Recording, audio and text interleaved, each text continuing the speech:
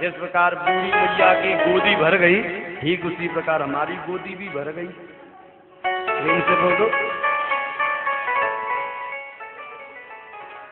आज बूढ़ी मैया अति प्रसन्न हो और उस बधाई को लेकर और महाराज आशीर्वाद देकर बच्चे को वहां से उसने प्रस्थान किया है।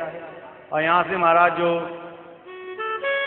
नंद बाबा हैं वो कर देने के लिए मथुरा के राजा कंस के पास पहुंचे हैं और आज जितना कर देना चाहिए उससे दुगना कर दिया है। प्रेम से बोलो।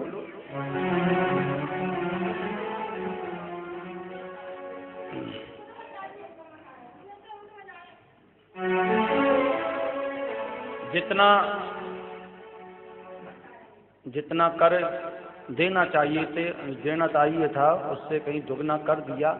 और कारण पूछा कंस ने। देखो कंस कौन है कि ये बड़ा राजा है और नंद बाबा कौन है, ये छोटे राजा है। छोटे राजा को प्रतिवर्ष बड़े राजा को कर दिया जाता है, तो उनको वहाँ साल हो चुका था और आज वहाँ दुगना कर दिया। कंस ने पूछा दुगना कर क्यों? हमारा यहाँ पर नंद बाबा कहते हैं कि भैया हमारे यहाँ पर एक लाला ने जन्म लिया है। कंस को पता नहीं है, लाला ने जन्म लिया है तो महाराज ये जो है डबल कर के रूप में हम आपको दे रहे हैं। अच्छा, अरे भैया मैं तो जो है तुम्हारे गांव में आ नहीं सकूं, लेकिन भाई मैं यहीं से तुम्हारे बालक को आशीर्वाद दूं कि तुम्हारे बालक को मेरी भी उम्र लग जाए।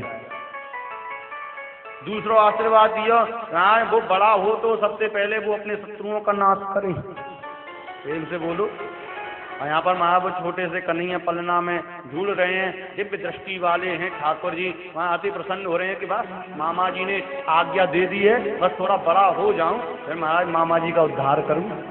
प्रेम से बोलो। और यहाँ पर महाराज वो आए हैं और आकर महाराज वसुदेव जी से मिले हैं और नंद बाबा कहते हैं अहो ते देवकी पुत्र कंसे निबहवो हता एकावत्ष्टवर्जा कन्या सापि दिवंगतः। अहोते देवकी पुत्रा, अहोते देवकी पुत्रा। आज नंद बाबा वसुदेव जी से वार्तालाप करते हुए कहते हैं कि मित्र मैंने सुना है कि आपकी पत्नी देवकी के 8 संतानें हुई और महाराज उन 8 संतानों को महाराज इस दुष्ट कंस ने मार दिया। और मैंने ये भी सुना था कि 8वां जो है गर्भपुत्र होना चाहिए, वो पुत्री हो गई। और महाराज उसने जो अष्टभुजा रूप धारण करके कंस को कुछ चेतावनी दी। प्रेम से बोलो। लेकिन भाई वसुदेव आप हमारे मित्र हैं और आप बिल्कुल भी निराश ना रहें, आपके संतान नहीं है तो कोई दुख की बात नहीं। अरे मैं तो हूँ, मेरे यहाँ पर जो पुत्र है वो आपका ही तो पुत्र है। प्रेम से बोलो। देखो योग माया के माध्यम से ये सारी लीला रची गई है, तो वसुदेव जी को तो पता है कि इनके आंगन में जो खेल रहा है वो मेरा पुत्र है, लेकिन नंद बाबा को नहीं पता कि ये वसुदेव जी का पुत्र। वसुदेव जी कहती कि भैया सही कह रहे हैं, आपका जो पुत्र है वो मेरा ही तो पुत्र है। प्रेम से बोलो। और यहाँ पर ब्रज में महाराज बड़ा सुंदर उत्सव चल ही रहा था और यहाँ पर ब्रजवानी जी और आ गए। ब्रजवान जी कौन की? राधा रानी के कौन है? माता जी हैं। प्रेम से बोलो। वो आए हैं महाराज, राधा रानी भगवान श्री कृष्ण से पहले जन्मी है और राधा रानी भगवान श्री कृष्ण से पूरे 11.5 महीने बड़ी हैं। प्रेम से बोलो। कितने महीने बड़ी हैं? 11.5 महीने। और यहाँ पर महाराज टीका लेकर आती हैं। टीका का मतलब क्या होता है महाराज? तो सगाई। देखो भगवान जैसा पुत्र किसी के नहीं हो सकता। एक यहाँ संसार की माता है कि जब बालक जन्म लेता है तो जब वो यौवन अवस्था को प्राप्त होता है तो महाराज हम प्रयास करते हैं कि हमारे बच्चे की शादी हो जाए, शादी हो जाए, शादी हो जाए, शादी हो जाए, खूब महाराज प्रयास करते हैं, लेकिन बड़ी मुश्किल में होती है। और यहाँ कन्हैया कितने परम भाग्यशाली है कि पैदा हुए 6 महीने नहीं हुए, सगाई पक्की हो गई। रसवान जी आ गए, भैया हमारे यहाँ लाली भैया और भैया सगाई लो, हमारी और जाके शादी होनी चाहिए। प्रेम से बोलो। तो कितने परम भाग्यशाली हैं। तो भगवान श्री कृष्ण अपने साथ में अपने भाग्य को भी लेकर आए हैं। प्रेम से बोलो। नंद महर घर ठोटा जायो, बरसाने से पीको आयो। वहां पर महाराज शोर मचने लगा कि नंद महर में महाराज कौन हुआ, कि पुत्र हुआ है, और वहां बरसाने से टीका आया सगाई। प्रेम से बोलो। इस प्रकार महाराज ये आनंद की चर्चा आगे बढ़ रही है। और यहाँ पर महाराज कंस को जब पता चला कि महाराज कि उसके काल ने ब्रज में जन्म ले लिया है, तो उसने एक इमरजेंसी मीटिंग रखी है। प्रेम से बोलो। कौन सी मीटिंग रखी? कौन सी मीटिंग? अमर सिंह नहीं, आपातकालीन सभा बुलाई है। अमर सिंह कौन है? प्रेम से बोलो। अमर सिंह से याद आया तुम्हारा जो एक हमारे ब्रज में रहे हैं, ये सत्य घटना है। ठनठन पाल जी, एक व्यक्ति का नाम था ठनठन पाल जी। उसकी शादी नहीं हो रही थी, शादी हो गई, और शादी के बाद पत्नी आई। हाँ, पत्नी ने तुरंत कहा ये पहले अपना नाम बदलो, ये क्या, ये कैसा नाम रखा है, मुझे बड़ी शर्म लगती है जब कोई आपसे बोलता है ठनठन पाल जी कैसे हैं। तो ठनठन पाल जी ने कहा तो देवी तुम ही रख दो। अरे तुम ही ढूंढ के लाओ। तो निकल गए महाराज। तो एक जो है स्त्री जो है गोबर बीन रही थी, तो उससे पूछा कभी तेरा नाम क्या है? कि मेरा नाम लक्ष्मी। लक्ष्मी?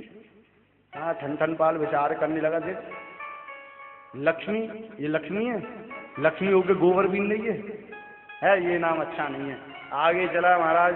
तो एक महाराज वो किसान जो है हल जोत रहा था, पूछा कि इसी से पूछ लूँ, इसी का नाम जो होगा और उसी को मैं रख लूंगा। अब भैया तेरा नाम क्या है? हाँ, उसने कहा कि मेरा नाम है धनपाल। प्रेम से बोलो। ये धनपाल है, ये धनपाल होके हमारे खेत में हल चला रहा है, ये भी नाम बेकार है। हाँ, आगे चले तो एक महाराज वह शब्द दिखाई दिया, हाँ लेकर जा रहे थे, राम नाम सत्य है, राम नाम सत्य है। विचार करने लगा ये बढ़िया है, ये नाम जो है जा रहा है दुनिया से, इसको मैं ही पकड़ लेता हूँ। आप पीछे वाले से कहा भैया राम नाम सत्य है, इसका नाम क्या है जो मर गया है? तो भैया राम नाम सत्य है। भैया नाम पूछ रहे हैं कि इसका नाम है अमरपाल। प्रेम से बोलो। अमरपाल? हाँ, उसका हाँ मस्तिष्क घूम गया हमारा। अमरपाल अब मर गया है, ये भी नाम बेकार है हमारा। अमरपाल अमर होके भी मर गया। हाँ, उदास चेहरा ला के महाराज नीचे लटकता हुआ आ गया अपनी पत्नी के सामने, महाराज चेहरा को नीचे रखे हुए। हाँ, पत्नी ने कहा नाम ढूंढ लिया? हाँ, वह कहने ना मैं भैया कोई, हमारा तो नाम जी चूको भलो ठनठन पाल। क्यों? अरे मैं नाम ढूंढने के लिए गया तो लक्ष्मी तो गोबर बिने और धनपाल वो हल को चला रहा है, लक्ष्मी तो गोबर बिने हल जोते, मर गए, हम रह गए ठनठन। हम अच्छे हैं भैया, ठनठन पाल ही ठीक है। प्रेम से बोलो। तो भैया अमरपाल या अमर सिंह नहीं, इमरजेंसी मीटिंग, इमरजेंसी मीटिंग रखी है। तो यहाँ पर हमारे बड़े बड़े दैत्य असुर आए हैं और कंस के पक्ष के हैं, तो हमारा दुष्ट ही आएंगे, क्योंकि कंस भी दुष्ट है। एक दुष्ट के दुष्ट ही मित्र होते हैं। क्यों जी? आपको तो पता होगा। प्रेम से बोलो। दुष्ट मित्र होते हैं तुम्हारा यहाँ पर बकासुर, बकासुर की बहन बकी कौन है? पूतना। बकासुर आए, बकी आई, अष्टासुर आया, व्योमासुर आया, तृणावत आया, सत्तासुर आया, अरिष्टासुर आया, धैनकासुर आया। बड़े बड़े असुर आए हुए हैं और मीटिंग रखी गई। प्रस्ताव क्या रखा गया? भैया हमारे काल ने जो है ब्रज में जो है जन्म ले लिया है, उसको कौन मार सकता है? सब खड़े हो गए। आप क्यों चिंता करते हो, हम है ना। सब खड़े हुए। तुम्हारा जो बहन थी कंस की, पूतना, उन्होंने कहा भाई लोगों आप लोग बैठ जाओ, ये छोटा सा काम है, इस काम को तो मैं ही कर लूंगी। हमारा पूतना का स्वरूप कैसा है? हाँ, बड़ा विलक्षण विकराल स्वरूप, लंबे लंबे उसके दांत हैं, 2 दांत लंबे लंबे, बाकी छोटे हैं, 2 दांत लंबे लंबे हैं। और ये महाराज सिर में से सींग निकल रहे हैं, और विकराल उसके नाखून इतने लंबे लंबे, यदि हो तो देख लो अपने अपने हाथ को, प्रेम से बोलो। फैशन है, लंबे लंबे नाखून कर लेते ना, इतने लंबे लंबे नाखून, तो पूतना का स्वरूप है वो, लंबे लंबे नाखून महाराज, अब बड़ा भयंकर स्वरूप, लंबी लंबी जटाएं हैं और विकराल स्वरूप है। वहां कंस से, अरे भैया आप चिंता मत करो, मैं जो आपके काल को मार, कैसे मार देगी? अरे आप चिंता मत करो, मैं अपने निज स्तनों पर विष का लेपन करके जाऊंगी। हमारे जितने भी 6 महीने के अंदर अंदर जितने भी बालकों ने ब्रज में जन्म लिया होगा, सबको महाराज मैं विष पान करा के सबको मरवा दूंगी, मार दूंगी। प्रेम से बोलो। अरे बहन, तुझको अंदर जाने कौन देगा? ने अपनी सूरत तो देख, इतना विकराल स्वरूप है कि तू रात को मेरे सामने आया तो मैं भी डर जाऊं, तुझको कोई एंट्री नहीं देगा, कैसे जाएगी? यहाँ पर पूतना,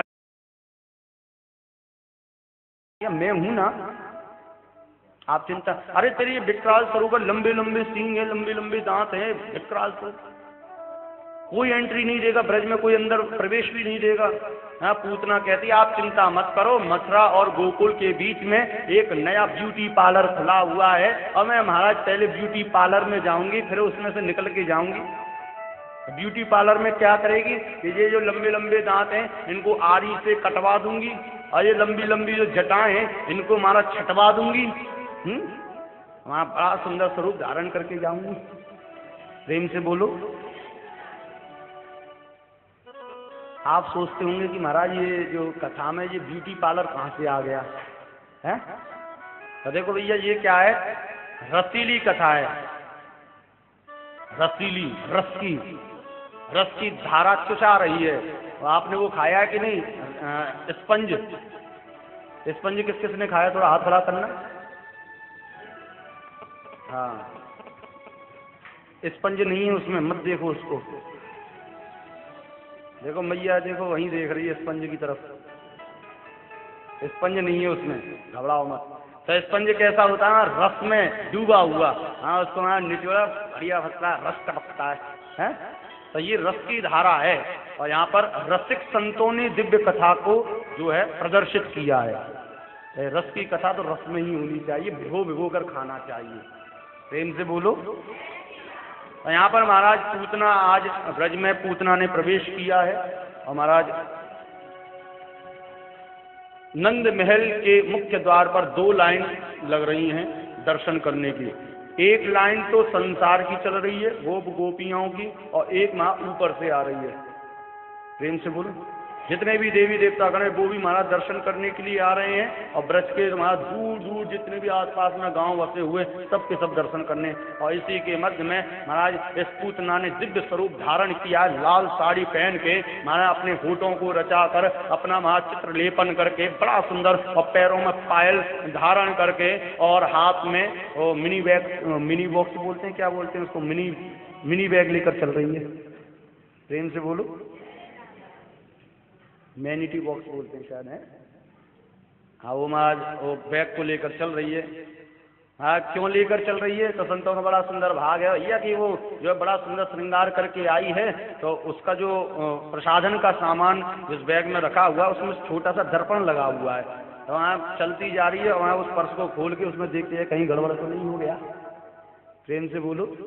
हाँ, बड़ा सुंदर स्वरूप, एक हाथ में कमल का फूल ले लिया, पैरों में पाया छम छम छम छम, ऐसा प्रतीत हो रहा है कि महाराज मानो कि स्वयं लक्ष्मी जी आज पूतना के रूप में आ रही हो। और यहाँ पर महाराज सभी जो है ब्रजवासियों ने देखा, बड़ा सुंदर स्वरूप है। हाँ, कोई अप्सरा प्रतीत होती है, सभी ने रास्ता दे दिया। लंबी सड़ंगी थी पूतना। प्रेम से बोलो। और मंत्र का तो महाराज बहुत उद्यमी, कौतुकी। हाँ, उसने तुरंत अरे हट जाओ हट जाओ हट जाओ, कहा देख पंजाबन आ रही है। प्रेम से बोलो। पंजाबन, पंजाबी लोग लंबे टलंगे होते हैं ना। हाँ, पंजाबन हट जा। और महाराज पूतना आई है, और जो पलना के बीच में कन्हैया सो रहे थे और उस जगह पर महाराज जो है पूतना खड़ी हो गई। लेकिन यहाँ पर तो महाराज सब उल्टा हो गया। पूतना ने जैसे ही भगवान श्री कृष्ण को देखा है वहाँ स्तंभ हो गई, चेहरा लाल हो गया, शरीर कंपायमान हो गया और वहाँ पसीने की बूंदें टपकने लगी, नेत्रों से श्रुधारा प्रवाहित हो गई। वहाँ इस दृश्य को यशोदा ने देखा, राम राम राम, इसको क्या हो गया, कहीं ये मर नहीं जाए। यहाँ पर तो महाराज जो है आनंद की वर्षा हो रही है, यहाँ पर तो आनंद की सभा लग रही है, और यदि ये मर गई तो आनंद की सभा तो ठप हो जाएगी, शोक सभा मनानी पड़ेगी। प्रेम से बोलो, शोक सभा मनानी। तुरंत जो है यशोदा दौड़कर आई, भैया कुछ करूं कहीं ये मर नहीं जाए। अब क्या देखते कि पूतना जो भगवान श्री कृष्ण को देखे जा रही है, टकटकी लगा के स्तंभ हो गई है। हाँ, हाथ को लिया है यशोदा ने, नाक पर रखा, हाँ सांस लेना भी बंद हो गया, त्राटक समाधि में चली गई। कहीं परम पिता परमात्मा को जो हृदय से देख लेता है वो उसी का हो जाता है। लेकिन भगवान श्री कृष्ण ने यहाँ पर नेत्रों को बंद कर रखा है और यशोदा रानी आई, दौड़कर कन्हैया को उठाया और पूतना की झोली में डाल दिया। प्रेम से बोलो, पूतना की झोली में जैसे मैं गोपाल जी आए तुरंत उसकी जो समाधि है वो टूट गई। प्रेम से बोलो। तो भैया यशोदा एक अपने बालक को किसकी गोदी में डाला है? पूतना राक्षसी की गोदी में। किसी भक्त ने पूछा कि महाराज ये राक्षसी की गोदी में मैया ने जानबूझकर ये बालक क्यों दे दिया? तो संतों का बड़ा सुंदर भाव है कि भैया यशोदा किसको कहते हैं? यशम ददाति इति यशोदा, जो दूसरों को यश प्रदान करे उसको यशोदा कहते हैं। और यशोदा कोई स्त्री नहीं है, यशोदा तो महापुरुष जन्म की महासंत है। और संतों का स्वभाव कैसा होता है कि महाराज तपस्या करते हैं, अपने लिए नहीं करते।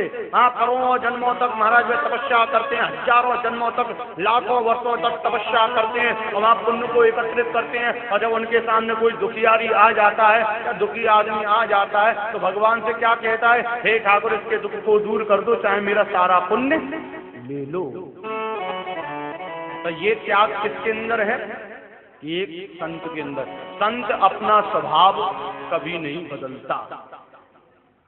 संत हृदय नवनीत समाना, संत हृदय नवनीत समाना, संत हृदय नवनीत समाना, संत हृदय नवनीत समाना।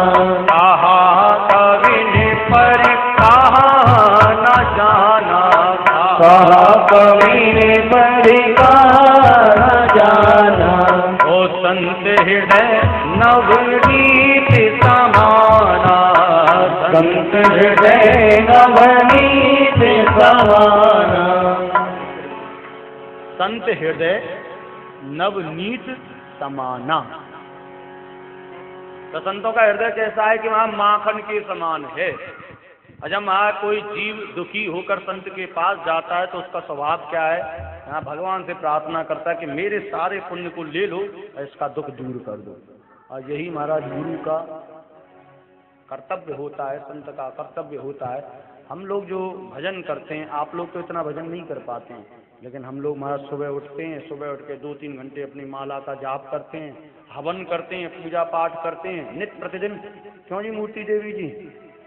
और वहाँ भजन करते हैं, हवन करते हैं, पूजा पाठ करते हैं, अपनी जेब में रखने के लिए करते हैं क्या? कि नहीं महाराज, अपनी जेब में रखने के लिए नहीं, अब तो संसार के कष्टों की निवृत्ति के लिए करते हैं। जब भी महाराज किसी जीव के ऊपर कष्ट आता है तो हमारे मुख से क्या निकलता है कि भगवान कैसे महाराज इसके ऊपर कृपा करो, चाहे हमारा पुण्य ले लो। और भगवान हमारे बैंक में से पैसा निकालते हैं और तुमको दे देते हैं। पुण्य का बैंक है, पुण्य के बैंक में से पैसा निकाले और आपको दे दिया। संत अपना स्वभाव नहीं बदलते।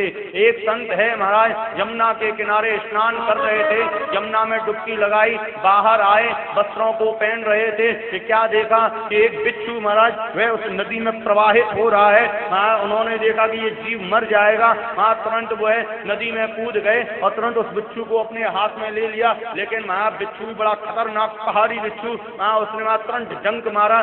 जैसे ही पार रखने वाले थे, डंक के प्रभाव से हाथ हिल गया, वह बिच्छू पुनः उस नदी में गिर गया। लेकिन वहाँ संत का स्वभाव बचाना होता है। आप पुनः जो है तुरंत उस बिच्छू को निकाला है और जैसे किनारे पर रखने का प्रयास किया, आप तुरंत जो है फिर बिच्छू ने हाथ मारा, वह पुनः नदी में गिर गया। पुनः निकालने का प्रयास किया, महाराज को लगे रहे, वो बिच्छू को निकालने में लगे हुए। एक भक्त ने देख लिया और कहा, अरे संत भगवान छोड़ो ना, दुष्ट है, आप उसकी रक्षा करना चाहते हैं, हमारा वो जो है आपको डंक मार रहा है, प्रेम से बोलो छोड़ दो, छोड़ दो। लेकिन यहाँ पर कैसे छोड़ दूं? ये 60 ग्राम का बिच्छू अपना स्वभाव नहीं छोड़ रहा है, मैं कैसे छोड़ दूं? अरे जब ये 60 ग्राम का बिच्छू जिसका स्वभाव है डंक मारना, तो मैं 60 किलो का होके अपने स्वभाव को कैसे छोड़ दूं? मेरा भी स्वभाव है एक जीव की रक्षा करना। इनसे बोलो। एक संत के ऊपर महाराज, कुछ लोग ऐसे होते हैं कि महाराज संत स्नान करके आए और महाराज पाखंडी तुरंत जो है उनके ऊपर थूक दिया तो महाराज पुनः गंगा में स्नान किया, फिर निकल गया, फिर थूक दिया, फिर गंगा में स्नान किया, फिर थूक दिया, फिर गंगा में स्नान, फिर थूक दिया, फिर गंगा में स्नान, फिर थूक दिया। इतनी सहनशीलता किसके अंदर है? संत के अंदर। एक बात का ध्यान रखना, संत किसको कहते हैं? जिसका हृदय कोमल हो। वह संत संत ही नहीं है जिसके अंदर सहनशीलता ना हो। प्रेम से बोलो। दूसरी बात ये भी है कि संत और साधु में बहुत अंतर है। गोसाई श्री तुलसीदास जी महाराज ने चौपाई लिखी है, साधु चरित जिम कपासु, कुछ इस प्रकार का है। तो साधु का तुलना जो की गई है कपास से की गई है, साधु की तुलना उसके चरित्र से की गई है, लेकिन संत की तुलना हृदय से की गई है। साधु किसको कहते हैं? जो बिगड़े काम को साधे, और संत किसको कहते हैं? जो बिगड़े काम को सुधारे। प्रेम से बोलो। साधु किसको कहते हैं? कि महाराज यदि कोई साधु है तो वह कैसा उसका स्वरूप है? महाराज वह अपने चरित्र से ये प्रदर्शित करता है कि मैं साधु हूँ। साधु किसको कहते हैं? हाँ, जो अपना चरित्र बनाता है, चित्र बनाता है, लंबे लंबे महाराज वह चंदन लगाए, टीका लगाए, बड़ी बड़ी जटाओं को रखे, महाराज जोगिया वस्त्र धारण करे, हाथ में माला झोली ले, सुबह उठकर भजन करे, वो कौन है? कि साधु है। और संत कौन है? कि भैया संत का कोई स्वरूप नहीं है। घर में आप विराजमान हैं, आपका हृदय बड़ा कोमल है, माता का हृदय बड़ा कोमल है, तो आप घर में ही संत हैं। एक का पति महाराज बड़ा ही दयालु है, भिखारी मिलता है उसको तुरंत जो है दान कर, संत है। तुलसीदास जी कौन थे? सदग्रस्त संत थे। रैदास जी कौन थे? सदग्रस्त संत थे। कबीरदास जी कौन थे? संत थे। तो संत का मतलब ये नहीं कि वो विवाह नहीं करते, साधु विवाह नहीं कर सकता है, लेकिन संत कर सकता है। संत और साधु में बड़ा अंतर है। संत कोई भी बन सकता है, लेकिन महाराज साधु, संत कौन? कि महाराज जो भक्ति के मार्ग पर चलता है, और साधु कौन? जो ज्ञान के मार्ग पर चलता है। प्रेम से बोलो। भक्ति के मार्ग पर कोई भी चल सकता है, क्योंकि वो फूलों की स्टेज पर चलता है, और ज्ञान के मार्ग पर चलना बड़ा कठिन है, क्योंकि वो कांटों की स्टेज पर चलता है। प्रेम से बोलो। तो यहाँ पर महाराज यशोदा कौन है? कि वहां संत है, उसने महाराज अपने सारे पुण्य को करोड़ों जन्मों का महाराज तब किया था, तब जाकर स्वयं परमपिता परमात्मा उसकी गोदी में आया। हमारा उन्होंने जब दूसरे को देखा, पूतना रूपी जीव को देखा, वहाँ उसके अंदर दुखी आत्मा को देखा, वहाँ ये पुण्य को लेना चाहती है, वहाँ उस संत रूपी यशोदा ने एक पल के लिए भी विचार नहीं किया, मैंने करोड़ों जन्मों तक तप करके वहाँ इस पुण्य रूपी पुत्र को प्राप्त किया है, लेकिन वहाँ एक भी बार विचार ना करके पुण्य रूपी पुत्र को आज राक्षसी पूतना की गोद में डाल दिया। यशम ददाती इति यशोदा। प्रेम से बोलो, यश प्रदान करे उसको यशोदा कहते हैं। और यहाँ पर महाराज क्या हुआ कि पूतना ने अपने दोनों नेत्रों को बंद कर लिया और कन्हैया ने, प्रेम से बोलो, पूतना दोनों नेत्रों को खोलकर देख रही है और कन्हैया ने अपने नेत्रों को बंद कर लिया। कन्हैया ने नेत्रों को बंद किया, इसके कई भाव संतों ने दिए। हमारे ब्रज में कन्हैया ने नेत्रों को क्यों बंद किया, इसके 84 भाव दिए, 84 भाव। तो 84 भाव को यदि हम आपको श्रवण कराएं तो महाराज पुनः 7 दिन चाहिए। प्रेम से बोलो। और हमको पता है कि दिल्ली की माताएं या पुरुष इतने फ्री तो है नहीं है। चलिए 2-4 भावों पर भी प्रकाश डालेंगे। भगवान श्री कृष्ण ने नेत्रों को बंद किया। एक संत का बड़ा सुंदर भाव है, क्यों बंद किया महाराज। एक संत कहते हैं कि भैया भगवान श्री कृष्ण ने अध खुले नेत्रों से पूतना को देखा, वहां तुरंत अपने नेत्रों को बंद कर लिया, विचार करने लगे, देखो ये आ गई कामचारिणी, ये आ गई वहां भोगचारिणी, नेत्रों को बंद कर लिया। कहने का तात्पर्य भगवान अपने नेत्रों को कब बंद करते हैं, जब उसके सामने कामनाओं की लिस्ट रखी जाती है कि ये कामी पुरुष आ गया अपनी कामनाओं की लिस्ट लेकर। प्रेम से बोलो, ये भी चाहिए, वो भी चाहिए, और ये भी दे दो, वो भी दे दो। हम लोग भिखारी बन चुके हैं। एक रोड का भिखारी है और एक आप लोग भिखारी हैं। रोड के भिखारी और आप में बड़ा अंतर है, बहुत बड़ा अंतर है। पहला अंतर तो यही है कि महाराज है जो रोड का भिखारी है वो हाथ में कटोरा रखता है, और आप तो ऐसे हो कि महाराज आपके हाथ में भी कटोरा नहीं रहता, अपने हाथों को ही कटोरा बना लेते हो।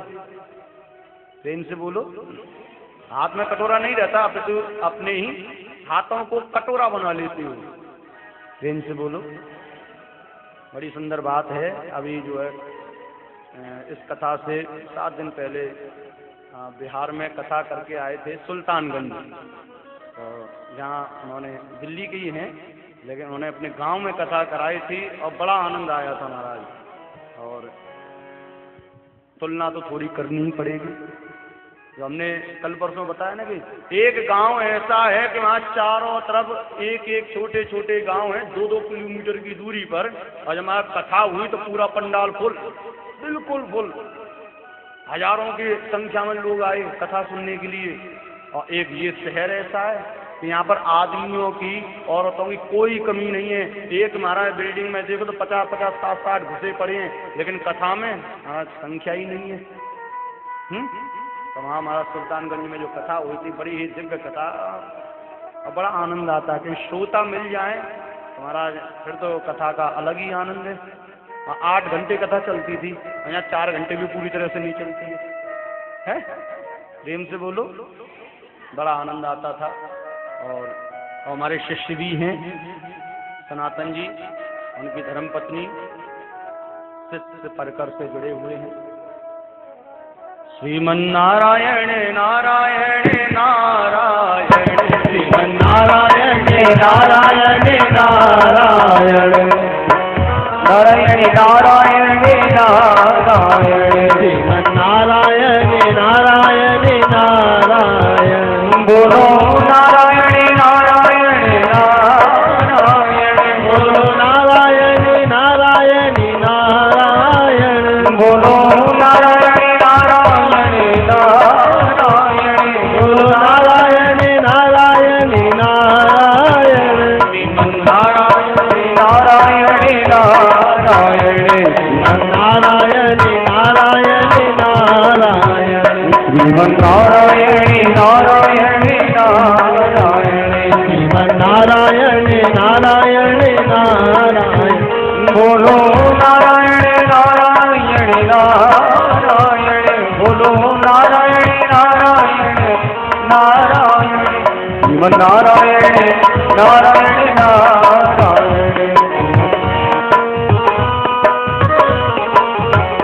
श्रीमन्नारायण नारायण